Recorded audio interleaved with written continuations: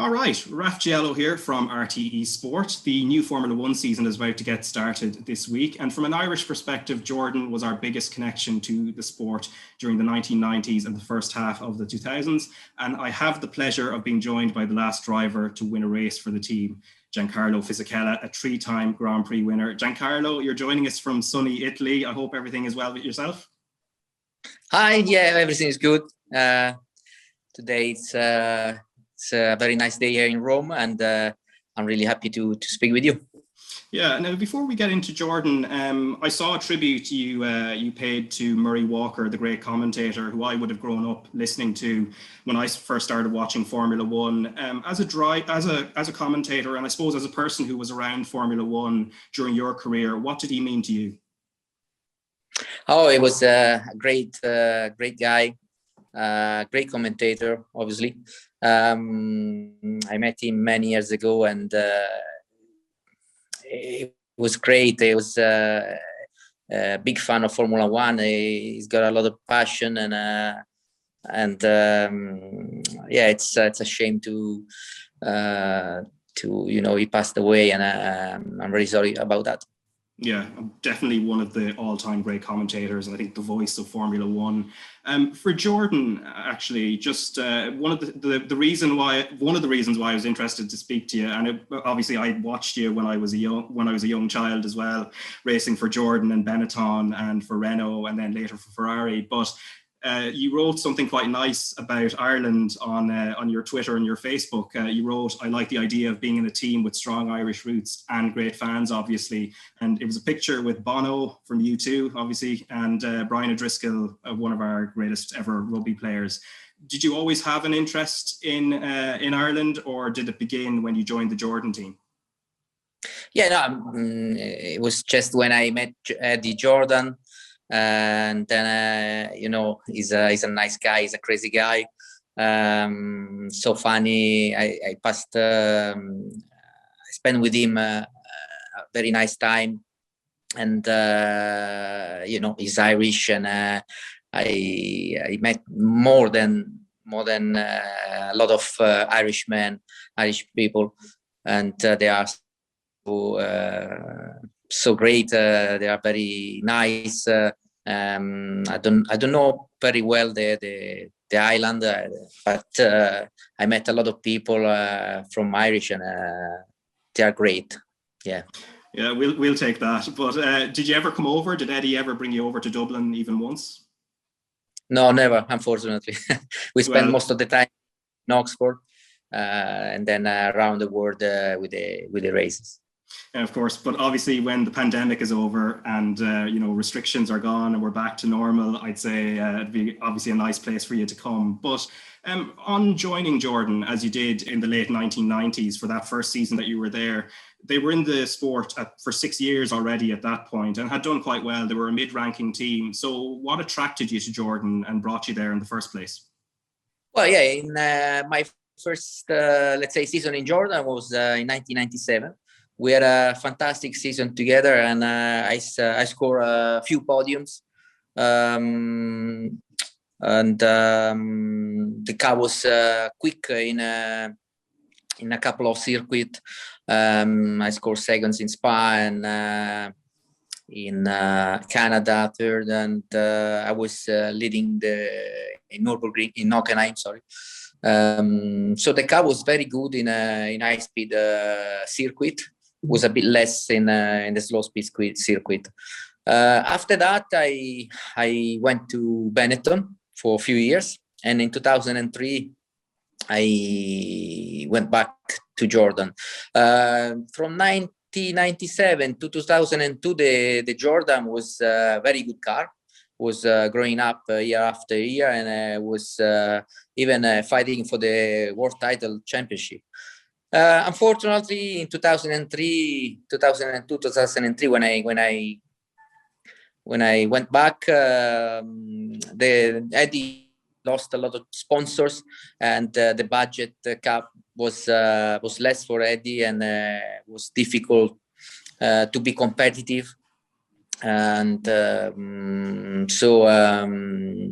but apart from that, I won in Brazil in 2003. It was a great race. crazy race in a very difficult condition. But I will never forget it. Yeah, we'll get into that one later, because it was the amount of drama with that win was pretty extraordinary. But in 1997, so Eddie, you've mentioned Eddie Jordan. He's a funny guy, you know, he's a bit of a character. But what was he like as a team boss? Was he the type that puts the arm around the shoulder when there's difficulties, or was he kind of a little bit more standoffish? I know, it was okay. Eddie was a very nice guy. When in 1997, I was living in Oxford, and most of the times he was invited me on his house to having dinner together. I met his family, a fantastic family, has a lot of children, and we went on the bike together. It was a great team principal. And he was very kind with me. It was so nice. Yeah. And as like in dealing with conflicts and things, I mean, in 97 in Argentina, you were having a great race. You collide with Ralf Schumacher. Afterwards, Ralf apologizes to you, says sorry, you fly together on the plane. But in terms of dealing with a situation like that, did Eddie intervene to, you know, bring about the apology, or was it something that as drivers you just deal with that between each other? Like me, Eddie after the race was not happy about the situation. The ability to score to put two cars on the podium. But you know, Ralf, I think he braked too late and he pushed me out. It was a shame, because honestly, we could score. I don't think we could win, but second and third easily. So it was a bad result for the team. Then after that, Eddie he talked with us, and it was important just to go ahead of our, you know, work.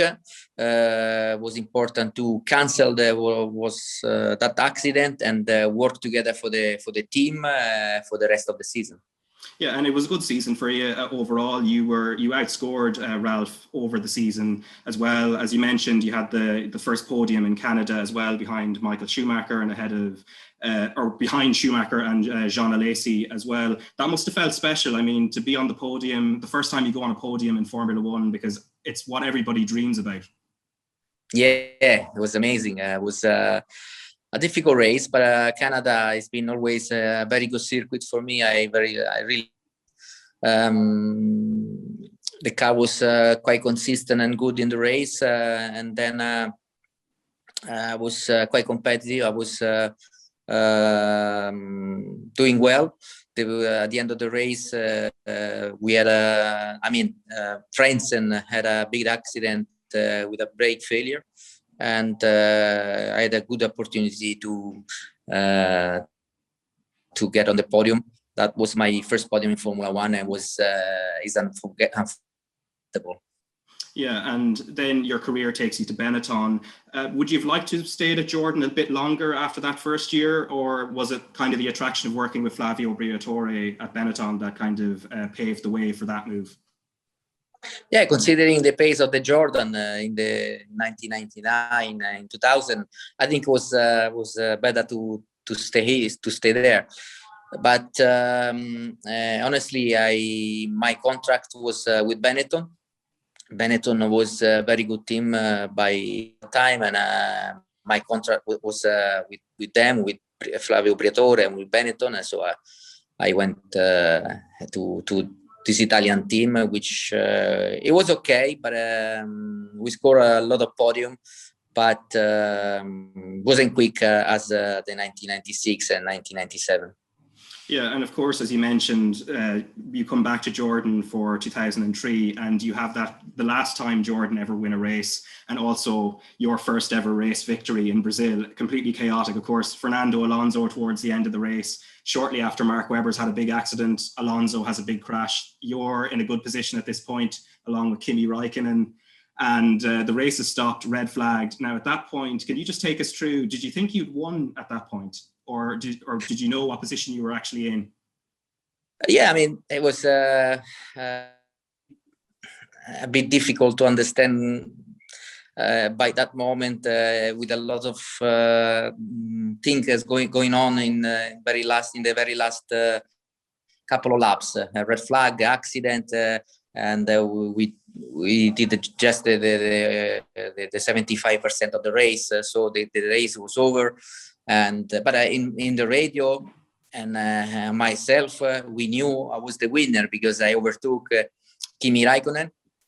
I was the leader of the race, but by mistake of the FIA, they give me, second position. So I was happy because the second position for us was anyway a good result, but we knew we were the winner. And after a few days, the FIA recognized the mistakes, the big mistake. So they give me back the victory. They give me back the trophy in Imola 2 weeks after. But don't celebrate my first victory on the top of the podium. I think I missed a lot.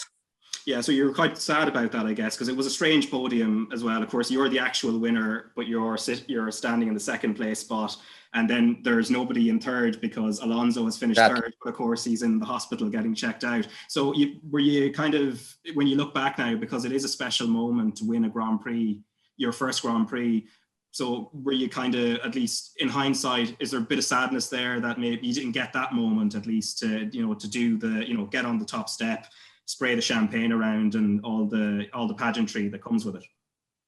Yeah, it was a bit strange. I told you I was anyway happy for the second position, but we knew we were the winner, so I was a bit confused. But as I told you, 2 weeks after, I get back the trophy, and on the history, now I am the winner. But that's okay for me. Yeah, and as you mentioned, it was a difficult season for Jordan. They would finish up in 2005, and also during your career, there would have been smaller teams like Minardi, Tyrrell that were more, smaller packages, less budget, and we don't see that in Formula One now. Do you find that a little bit sad that, some of the, I suppose, those passionate small teams have kind of disappeared a little bit? Exactly, yeah. Like Jordan, like Minardi. It's like Williams, I mean, Williams is still, the name is still on, but it's not great. It was nice to have still Jordan and Minardi as a names in Formula One, because they are the founders of this factory. But that's the life. The cost per year in Formula One since many years becomes very, very high, and it's so different for a private team. Yeah, and as you mentioned Minardi, because you raced there in 1996, it was your first experience of Formula One, and from what I remember when I was a child, they were always on the grid, but it was always fighting towards the back. Maybe sometimes they might get lucky to get a point here or there, but how important was it to at least get that first year of experience in a team like that, where the pressure isn't as huge and you're able to, I suppose, develop without the spotlight? Yeah, it was a bit strange situation for me. I was the test driver for Minardi in 1996, but 2 weeks, just 2 weeks before the start of the season in Malaysia, in Australia, I get a phone call from Minardi, and he told me just 2 weeks before the start of the season, Giancarlo, you will be the driver. You will be on the grid for the first Grand Prix, because they had a problem with a Japanese driver. He didn't get the money to race, so I replaced him, and for me was amazing. I was not ready mentally, but I realized that when I was at the driver's briefing for the first time of my life in Australia. Next to me there was Schumacher, Gerhard Berger, Jean Alesi, all my idols, and I understand I am one of them. So it was great. But in this season, I did just 8 races. I didn't the full season because obviously of the budget of Minardi wasn't enough to go ahead with me, because I was just the test driver, and there was no sponsorship for me. So they get some other drivers with some good sponsor, and they go ahead with them. Yeah, and when you got the opportunity to race in a car that was championship challenging, it was Renault then in 2005, and yourself and Fernando Alonso, and you started the season that first season in fantastic fashion. You dominate the Australian Grand Prix, qualify pole, win the race. When, it's kind of like that perfect weekend that, champions are made of. After that weekend, and I know the results didn't work out in the next 3 or 4 races, but did you feel maybe if circumstances had changed and maybe you'd picked up another couple of wins and Alonso didn't win those, maybe you would have been the one that would have been pushed towards, winning the championship, as Alonso did go on to win in that season? Yeah, during the winter testing, already at the first test, I felt a fantastic car, and I said, this is the season we can fight for the championship. That was, as I thought, in the first race, I did a hat trick, pole position, fastest lap, and a victory in the race. So the start of the season was fantastic. But after that, straight away, already in the second races, on the second race in Malaysia, I had a small problem and an accident with Mark Webber, and then a few mechanical problems and technical problems for the rest of the season, and I couldn't fight for the championship. But I did my best. We won anyway the constructor championship for two consecutive years, 2005 and 2006. It was good, but unfortunately, I couldn't win the championship, which was my dream. Yeah, and was there a factor in the sense, because Alonso had already been in the team for a few years before that, and he was used to driving with the Michelin tires, which is what Renault had, and you'd been driving with Bridgestones previously with Benetton and Jordan, and I believe with Minardi before that. Do you think that was a little bit of a factor, because you have to adapt? And we know, watching Formula One now, tires are one of the most important things to adapt to. We see Lewis Hamilton obviously does a great job with the ones he has at Mercedes. Was that a factor for you, that you had to kind of get used to that, and maybe your teammate, and obviously he's a great talent as well, but he was already adapted into the team and some of those things like tires? Yes, of course. Yeah, the car and the tires were suited for his style of driving, and I spent a lot of time to learn how to drive the different tires from Bridgestone to Michelin. But somewhere I was quick as him. I was even quicker. But most of the time, as I told you, I had a mechanical and technical problems. So that was the main problem, which I couldn't fight for the championship. Yeah, and as we know, sometimes, in Formula One, we're used to seeing that drivers, or particularly teammates, who don't get on, but you and Fernando have a really good relationship, and had a good relationship then. Was that evident from the very beginning, or did you kind of have to work on it? No, straight away. We worked together very well for the team and for us. We had a good friendship, and we were, working very well together. But even after, outside from Formula One, we were friends. We were going to dinner together. We had a good time together. So I was happy to race with him. Yeah, and of course, he's back in the sport now, and of course, other drivers have developed since then and won championships. Obviously, Lewis Hamilton has won a bulk of them, and Sebastian Vettel. They were very young when you were coming towards the end of your career, but did you kind of see their potential, both of their potentials, straight away? Yes, of course. In go-kart, they were doing very well, and starting to listen the name of these guys, and I follow them, especially in Formula 2, in GP2.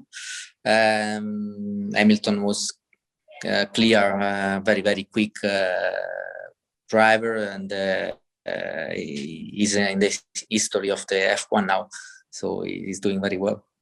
Yeah, and one thing on Ferrari, because you did race with them towards the very end of your Formula One career, as an Italian, because they're like the Italian national team in a way in Formula One, you must have been extremely proud to have at least had the opportunity to race in the red car with the prancing horse badge, at the highest level of motorsport.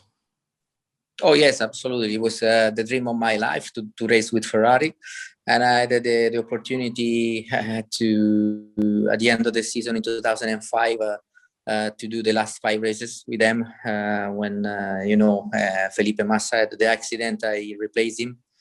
I knew it was a difficult situation, different car than my Force India, and it's been difficult. The car was not quick enough, and it was so difficult to drive. I did my best, but I couldn't score what I expect. But apart from that, was the right choice. And after that, in 2010, since 2009, I am still with Ferrari. From 2010, I'm racing with them in the GT car. I did a lot of races. I won 2 Le Mans, 24 hours of Le Mans. I won a few championships. I'm still racing with them, and I'm really, really happy to be part of this big family. And of course, the great Michael Schumacher, of course, was the greatest driver Ferrari have ever had. I wanted to bring up football actually in relation to him, because obviously you captained, I think, the Formula One drivers team, or at least the Grand Prix drivers team. And Schumacher, I remember, used to play on that. A lot of the Formula One drivers did. So did you. I know you're a Roma fan as well, hence why I am bedecked in the jersey today. But was football an important part in terms of, when you're not in the paddock, bringing a lot of the drivers together, or those that are able to, play in the team, that it was a nice way to bond and kind of get to know each other? Yes, absolutely. Michael was a big fan of football, and he was practice it very often on his place where he was living. And during the season, we used to have between 6 to 8 games for charity with the Nazionale Piloti, and it was always there. We were playing together very well, and sometimes after the games, we went to dinner together. He was a very nice guy. He loves football, and he was even a good player. Yeah. Yeah, as I've seen in terms of videos and charity matches and things at the time. And I suppose before I let you go, just a final question. In terms of when you felt strongest as a driver, what season did you think you felt at your peak physically, mentally, and in every sense? Well, yeah, probably when I was from 2004 to 2006, 2007, that was my peak because of speed, experiences, and fitness. I was on the top, but I honestly, I always been in a very good condition since when I was young until now. I'm still fit, still racing, and I love it. All right. Well, best of luck for the rest of your season, and thanks a million for taking the time. Some really interesting stuff on Jordan. Obviously, it's the team that we would have followed here back in the 90s and early 2000s, and of course, you had the history of winning the last race for them in Brazil in 2003, as you mentioned. So, Giancarlo, thanks a million for taking the time, and take care.